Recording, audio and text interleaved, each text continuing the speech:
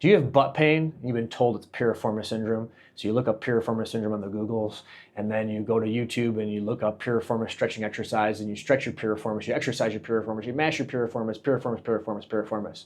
Say it 3 times fast, piriformis, piriformis. I can't. If your piriformis syndrome keeps coming back and you've done all that stuff, it's not piriformis syndrome. You have something that's mimicking piriformis syndrome, and we have to look elsewhere. I had a patient case recently where we found out that piriformis syndrome was actually coming from her back.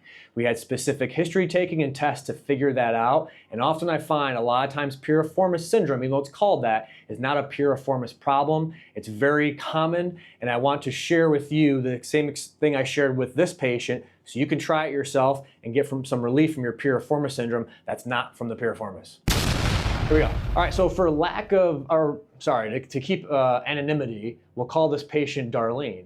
Darlene came in and she was complaining of that piriformis, same thing, did the whole Dr. Google, YouTube, everything else, wasn't getting relief from it. So we dug a little bit deeper, and I heard some things in there that sounded like, maybe this is not coming from her hip or piriformis, and it's coming from somewhere else, and that hip or piriformis is just a symptom, because she did everything under the sun to try and help that darn piriformis, wasn't getting better. So we found out it was actually coming from her back. And so rather than get all the details of why, let's go through some common tests I find that can help you assess piriformis syndrome that's coming from your back. You try the test, see if it elicits any of that pain. I'm gonna give you 3 strategies we call the reach reset, the 3 R's, which is reset, reduce, restore, reinforce. Yes, reduce, restore, reinforce. Try those out, but then also it's important to retest afterward to see, does this actually work, right? Because otherwise you're throwing crap at the wall hoping something sticks, and this is not going to be for everyone. This is specifically for people that have piriformis syndrome coming from their back, but I know this is going to help a lot of people. So stick with me. Let's start with the tests, okay? So I'll come up here.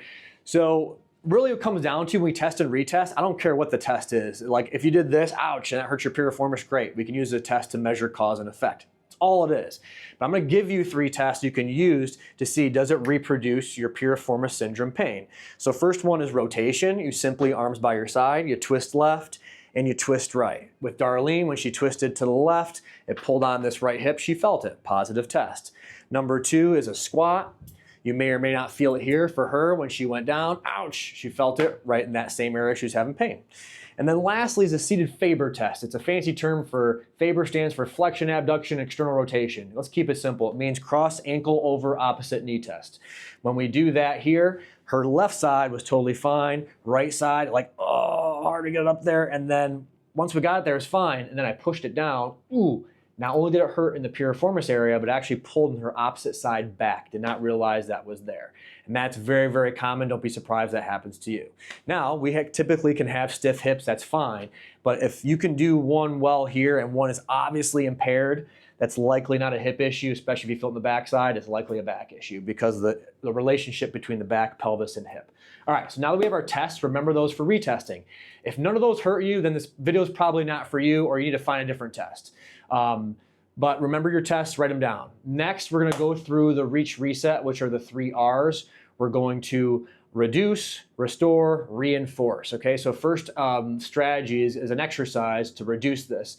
So this is coming from her back, right? Now, how does that happen is because your low back, the backbone's connected to the pelvic bone, pelvic bone's connected to the hip bone and all that.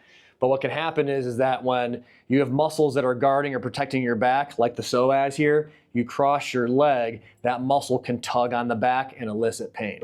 So to reduce that spasm, we can use a simple extension strategy. So what does that mean? It means low back extension, which is press-ups or bending backward. I'll explain why this helped her and why this may be helpful for you, but let me show you the move first. So very simply, all we had her do is called a cobra press up. You press your upper body up and you come back down. Press up and back down. So if you go ahead and do this on your own, make sure that if it hurts at all, one, if this hurts and it elicits your same pain, we know that we're on the right spot, right? But if it hurts at all anywhere, you only don't want to force it. You just want to touch the pain and come back down. Touch the pain and come back down. Let's rep out about, say, at least 10 reps of this and then take a break. If you feel okay after that, rep out just another 10 reps to get 20 total. And then what we'll do right afterward is recheck those tests.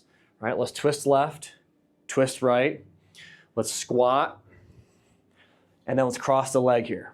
All right, I know it's only 20 reps, but if you notice any change at all, we know this is what I'm talking about, that this piriformis syndrome is not piriformis syndrome.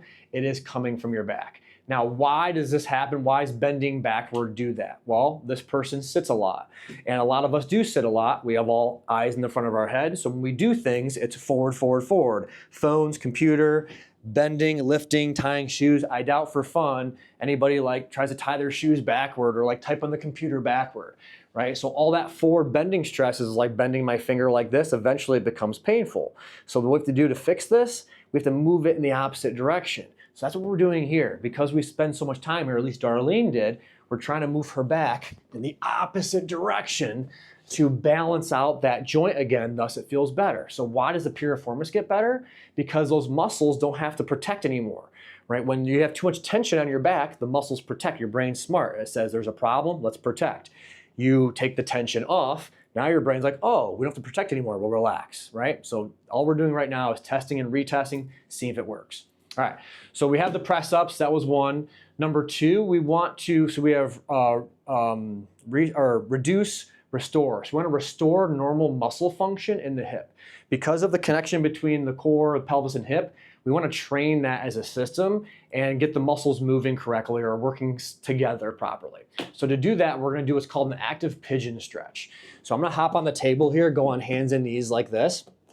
And it's the right side for Darlene here. So what I'm going to do is kick my left leg straight out, and all I'm going to do is windshield wiper my hip via my knee inward like this. See how I just take my ankle and move it inward?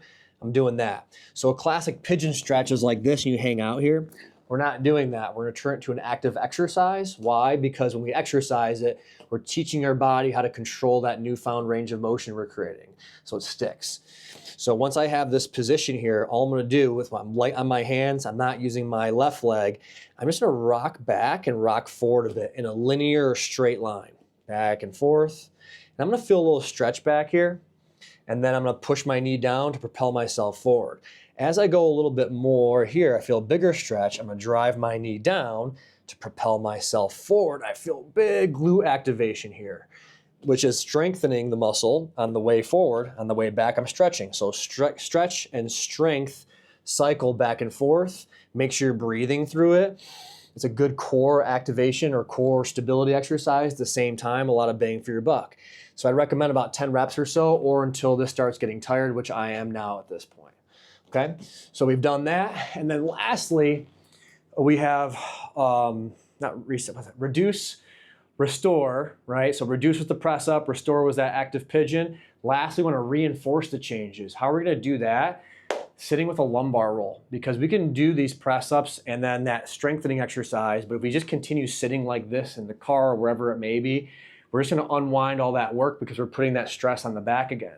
So how do we maintain that correction as much as possible as we're working through this? We use a lumbar roll, right? So all a lumbar roll does is that when we stand, right, we have that normal curve in our back. When we sit, that tends to go away because our legs come forward.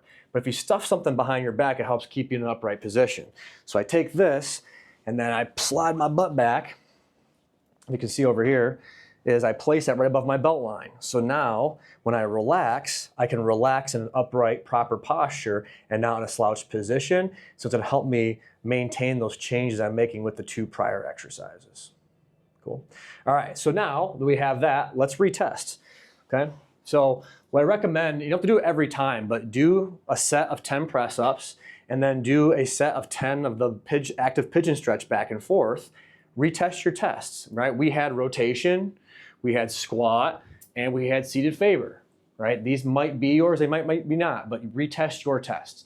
Now, you don't have to test these every time after you exercise, because what I recommend, if this is working for you, you notice a difference, keep doing that combination of the two exercises at least 3 times a day, upwards of 5 times a day. And you want to give it multiple days, but you should be noticing some progressive change with this if this is right for you. However, this is not medical advice directly for you, so if you're finding it's making you worse, stop doing it and seek some professional help from a PT or chiropractor that is educated on this stuff. Cool, so there you have it. That is how to treat piriformis syndrome. That's not piriformis syndrome. It's actually coming from your back. So if you enjoyed this comment, please like, comment, subscribe. I also, if you like this one, you like that move that we did here, I have a whole daily mobility hip routine that you can take a look at, either right here, depending on where I put it on the video here. Check that out. I know you'll love it. And then please leave a comment for any future content, especially if you like kind of this style that we're doing now.